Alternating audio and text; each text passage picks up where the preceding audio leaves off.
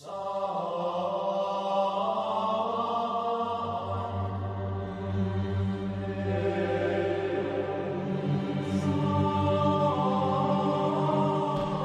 हर दिन के जैसे ही हुई थी।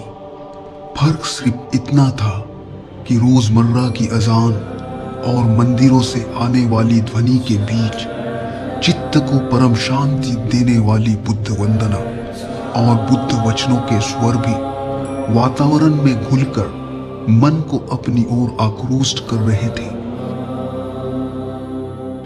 तारीख थी 28 मार्च 2021 और वाकया था Buddhist organisation of northern India द्वारा सैकड़ों वर्षों बाद जम्मू कश्मीर की भूमि में आयोजित एक दिवसीय धम्म चर्चा तथा धम्म संगोष्ठी का, जिसके लिए भारत के विभिन्न राज्यों से सम्माननीय भिक्खु भिक्खुनियों का संघ तथा सैकड़ों बौद्ध उपासक उपासिकाओं के जत्थों का आगमन शुरू हुआ था।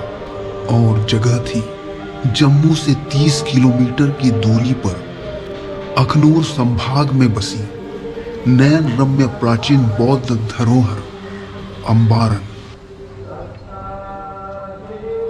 फिर से एक revival for the first time and I am so happy to have witnessed this. It was a pleasure experience to be here. I am very thankful to Buddhist Organization of Northern India for organizing such events so that we can understand the real base of Buddhism.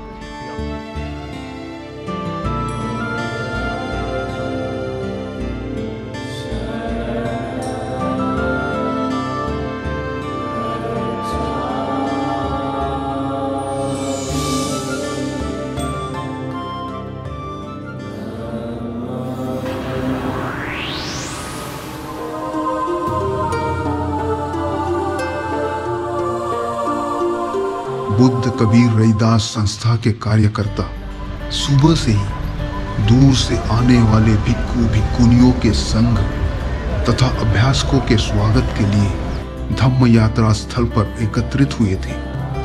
Tathagata भगवान बुद्ध के धम्म की जय तथा doctor बाबा साहब आम्बेडकर अमर रहे के नारों से वातावरण उत्साहवर्धक बन गया।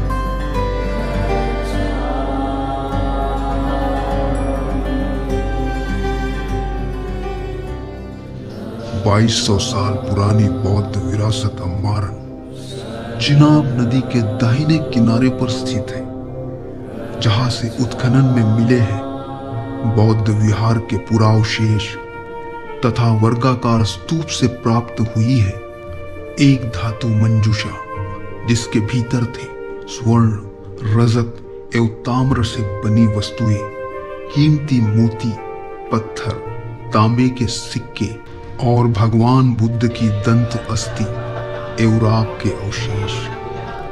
इसी पुरातन अवशेषों से उत्खनन में मिली है टेराकोटा शिल्प की वस्तुएं, मूर्तियां तथा आर्य अष्टांगीन मार्ग को दर्शाता गोलाकार स्तूप, ऐसा ही 8 स्पोक्स वाला स्तूप पंजाब के संघोल में भी पाया जाता है।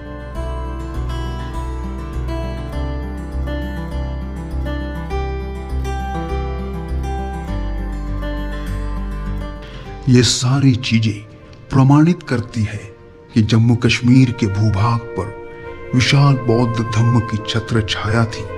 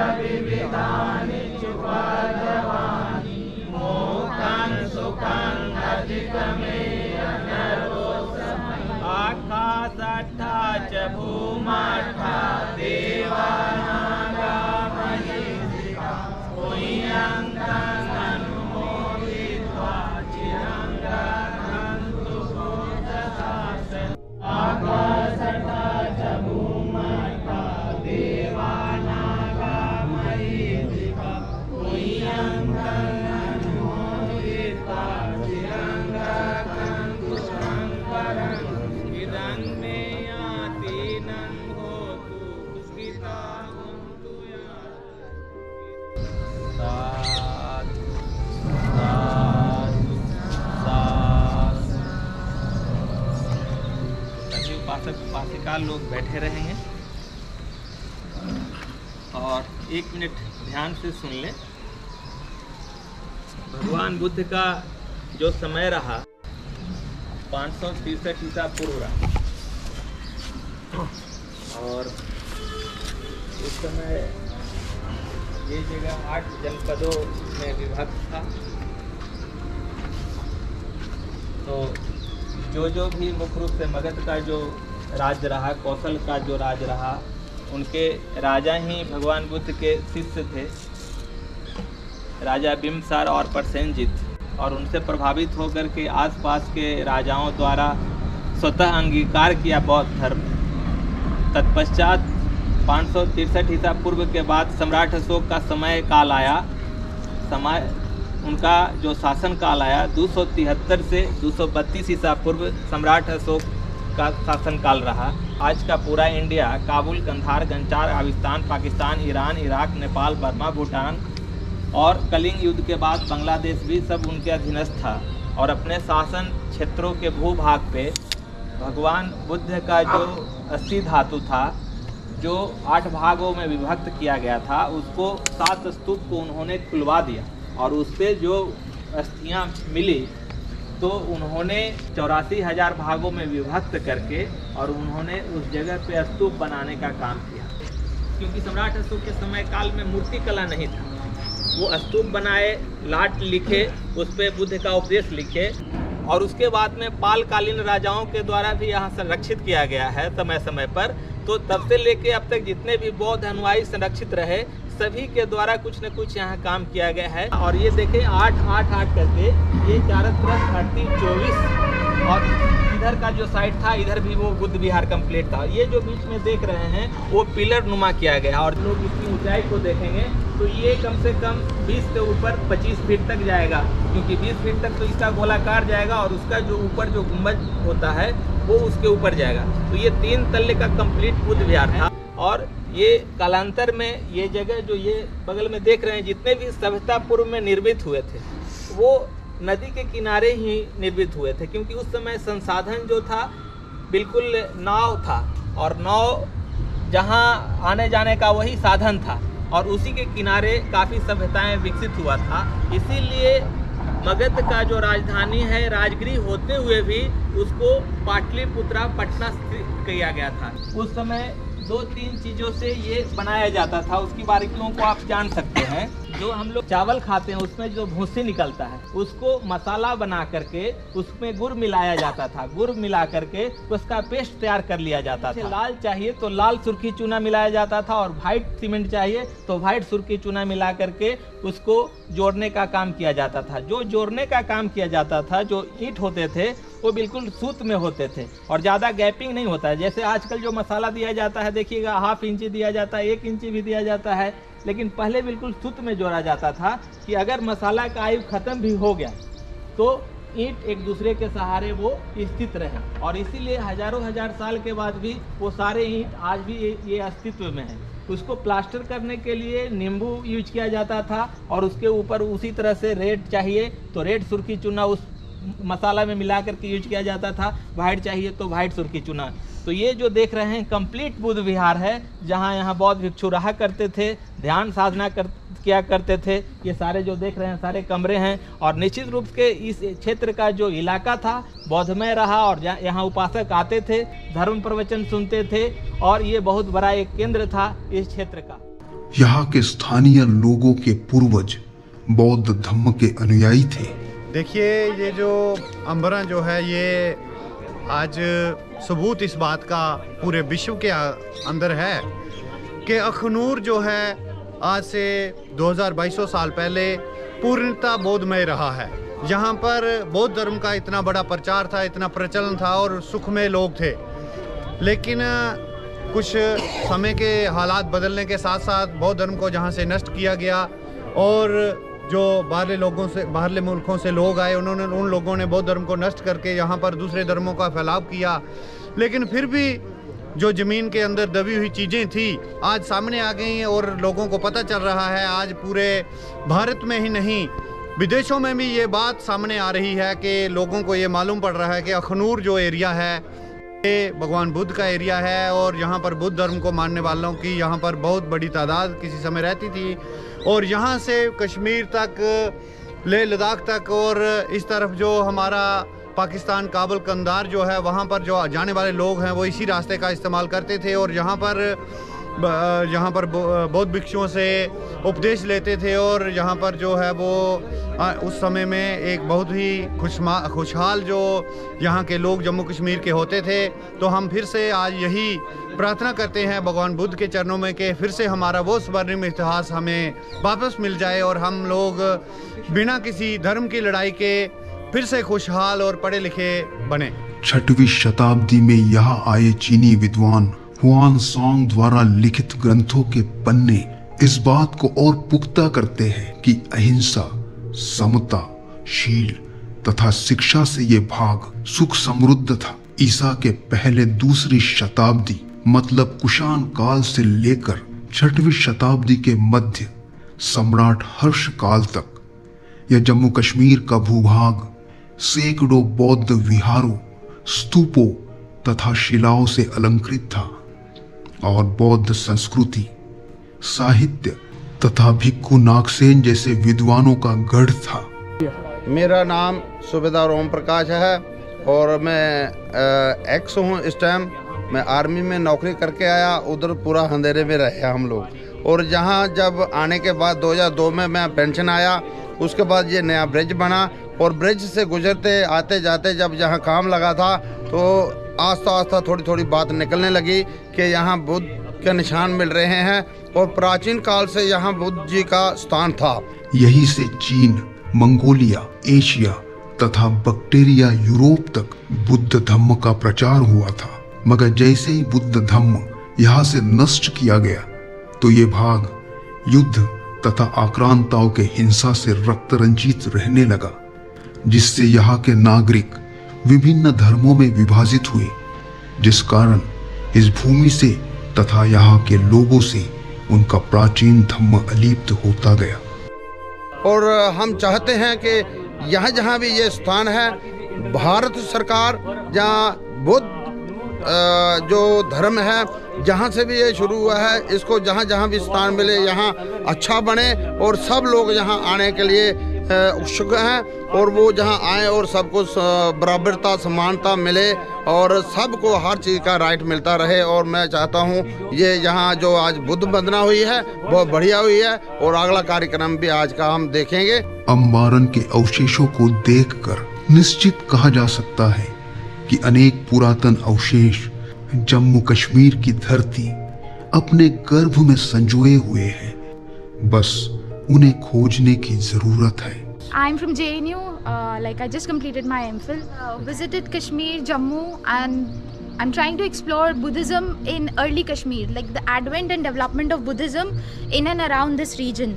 And I've visited a lot of Buddhist sites across India, but for the very first time I have seen the Indian Bhikkhu Sangh, the Bhikkhunis were also there, they were also part of it, chant the Theravada suttas here. I mean, that's the first time that the things that we only read in text, like it's believed to be extinct, the Vinaya is believed to be extinct, but it was a living tradition right up there.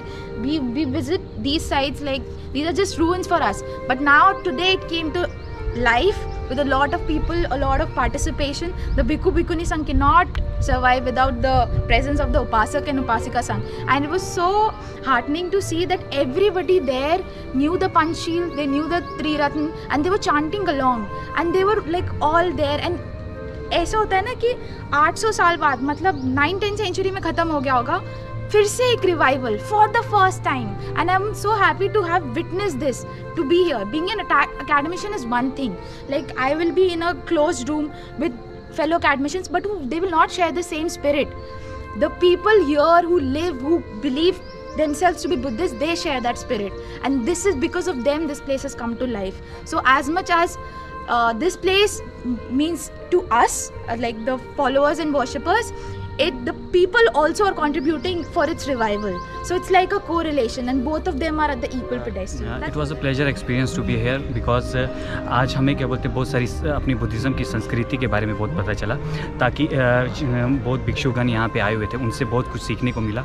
साथ में बहुत सारी जो scholars आए हुए थे, चाहे JNU से स्कॉलर्स हुए, उन्होंने बहुत सारे हमें आर्कोलॉजिकल बुद्धिस्ट के जो आर्कोलॉजिकल साइट है, चाहे वो कश्मीर के हैं, उन्होंने कश्मीर के इंपॉर्टेंस के बारे में बताया, जो हमारे लिए, जो कि आप जम्मू एंड कश्मीर, जब हम जम्मू एंड कश्मीर के साथ साथ थे, हमें उतना इंपॉर्टेंस पता नहीं था, क्योंकि एट द एंड वो अवेयरनेस हमारे पास नहीं है, वो चीज़ों की अवेयरनेस नहीं है.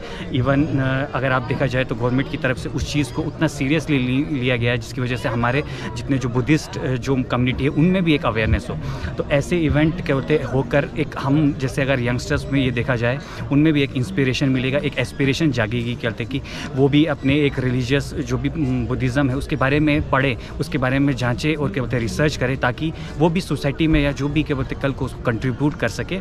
तो मैं यही क्या बोलते सबसे पहले तो Buddhist organisation of northern India बहुत थैंकफुल हूँ करते कि उन्होंने ऐसा एक इवेंट किया और लद्दाख स्टूडेंट एसोसिएशन को क्या बोलते हैं इसमें इंक्लूड किया. क्योंकि अगर आप देखा जाए, अगर लद्दाख एक is noun for ethics, culture and inclusivity. Inclusivity मतलब ये है कि हर कम्युनिटी को लेके चलती है. चाहे अगर आप मैं आपको बताना चाहता हूँ, जब लद्दाख है जो जम्मू एंड कश्मीर में भी एक बुद्धिस्ट कम्युनिटी है जो तिब्बतन कल्चर को क्या बोलते हैं फॉलो करता है फ्रॉम किश्तवाड़ रीजन, उनको भी साथ साथ लेके चल रही है, जो कि बहुत अच्छी बात है. और साथ में जब ऐसे ऐसे प्लेटफॉर्म यहाँ पे होते हैं तो उससे क्या होता है कि हम लोगों में भी एक वी फीलिंग होती है. ज़रूरी नहीं है सिर्फ लद्दाख से, फिर अलग से नॉर्थ पूरे इंडिया के साथ जो भी हमारी कम्युनिटी है उनके साथ कनेक्ट करने का एक मौका मिलता है. फिर जैसे कि भीमराव अम्बेडकर सर के बारे में बताया गया, उनके इतिहास के बारे में, उनकी एस्पिरेशंस के बारे में, उन्होंने क्या उनके संघर्ष के बारे में, उनकी कंट्रीब्यूशन है सोसाइटी के लिए, बहुत अच्छी चीज़ें हैं जो हम लोगों को क्या बोलते सीखने को यहाँ पे मिली. और मैं यहाँ से जितने भी हमारे यूनियन से जो भी स्टूडेंट्स आए थे, Ladakhi student, not just Ladakhi students, यहाँ के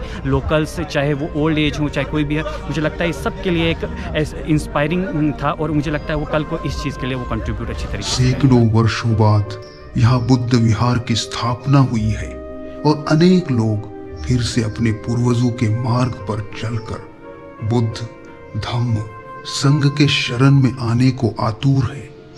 ये भूमि फिर से पाली बुद्ध वंदना और बुद्ध वचनों से अलंकृत हुई है और कह रही है, शांत हो जाए मानव, तुझे युद्ध नहीं बुद्ध की जरूरत है, तुझे शिक्षा की जरूरत है, समता की शांति की जरूरत, शांति की जरूरत है, शांति की जरूरत, शांति की जरूरत है, शांति की जरूरत.